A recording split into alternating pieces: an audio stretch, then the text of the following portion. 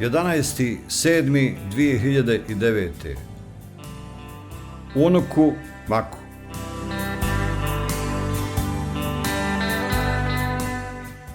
Povodom prvog rođendana mog unuka Maka.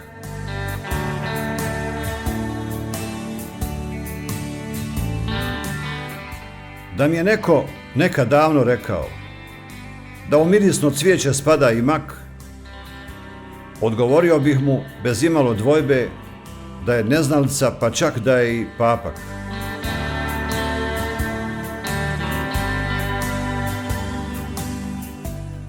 Kao osnovac, gimnazijalac, pa sve do sada, o cvijeću pročitah svaki članak, ali osim narkotičnosti koja ga krasi, nigdje ne pročitah da miriše mak.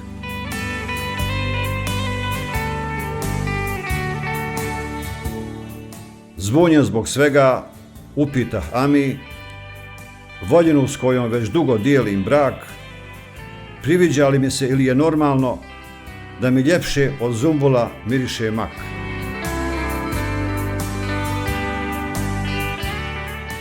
Lijepi su zumbuli, ruže i lale, njihovi mirisi u ljetni sumrak, ali meni ipak najljepše miriše naš mali, slatki unuk Mak.